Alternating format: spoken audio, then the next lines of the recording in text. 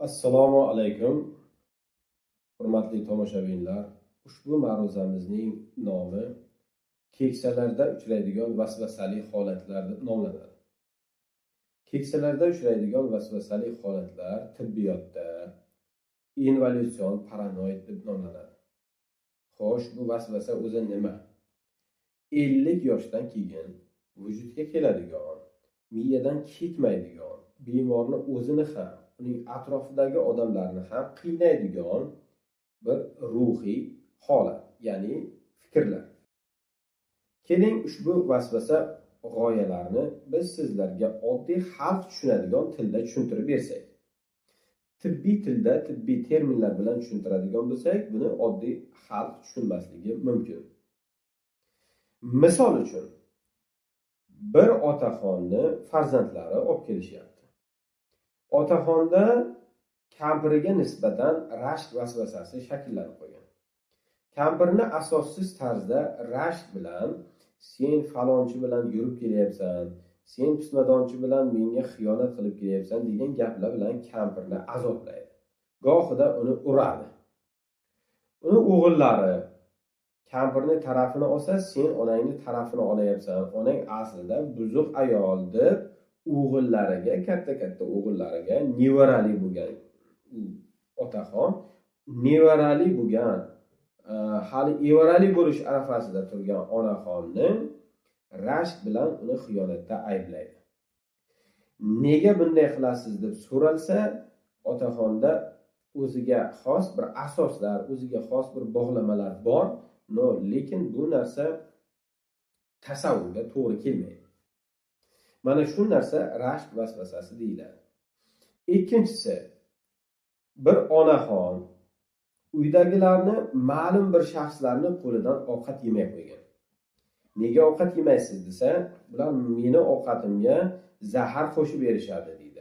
Ayniqsa falonchisi deydi, kalta kesakli go'shini maydalab meni ovqatimga qo'shib beradi va men uni yeb zaharlanib o'lishim mumkin degan fikrlarni aytadi. O'zlarining misol ovqat yeydigan oiladagi ma'lum bitta shaxs bo'ladi. Misol uchun deylik, nevarasi. O'sha nevarasi kelini pishirgan ovqatni olib kelsa, nevarasini qo'lidan olib yeydi, ammo kelini olib kelib qo'ysa, uni yemaydi. Nega desa, kelin zaharlaydi deydi. Ammo o'sha kelin pishirgan ovqatni olib kelib nevarasi qo'ysa, unda uni yeyaveradi. Mana bu ham o'sha qarilik vasvasasiga bitta misol. Yana bitta misol, uydagilarni o'g'riga chiqaradi. Pensiyani o'g'irlading deydi.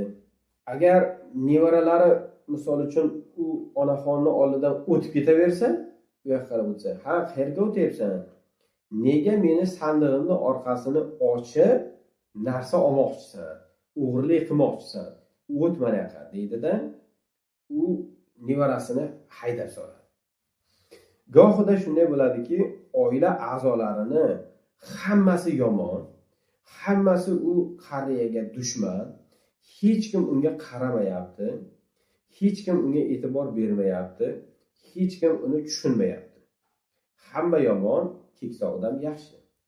Hammani tinimsiz so'kaverganligidan, hammani tinimsiz haqorat qilaverganligidan, turli xil kurakda turmaydigan holatlar bilan ularni ayblayverganligidan oxirida oiladagi o'sha o'rta yoshli va yosh oila a'zolari u qariyaga nisbatan negativ fikrda bo'lib qoladi. Ham desa, bu qariyani tomi ketib, aqldan ozib qolibdi deydi va unga deyarli yaqinlashmaydi ham, u bilan salom-alik ham to'xtab qoladi. U keksa odamni holidan ham xabar olishmay qo'yishadi. Agar tushungan oila a'zolari bo'lsa, unga e'tibor qilishmaydi va birgalikda yashayverishadi.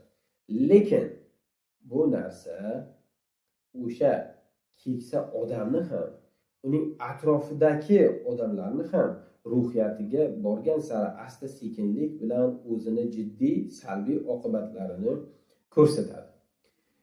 Natijada uyda tinimsiz janjallar vujudga keladi.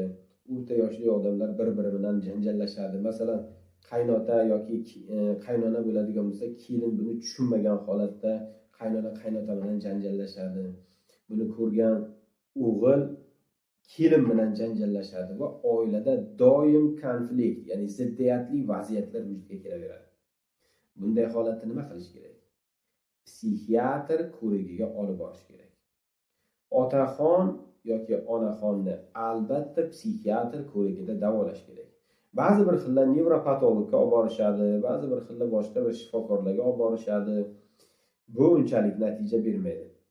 Albatta psixiatr ko'rigi va psixiatrning davo muolajalari bu kasallikni ma'lum bir darajada bartaraf etilishi, bu kasallik belgilarini susayishiga olib keladi. Ammo aytib qo'ymoqchimizki, bu kasallik tamomila tuzalib ketmaydi. Bu kasallik endi bu keksa yoshli odam toki dunyodan o'tgunicha vaqti bilan xuruj qilib turadi. Mana shu xurujlarni oldini olish uchun ma'lum bir dori darmonlarni iste'mol qilinishiga to'g'ri keladi.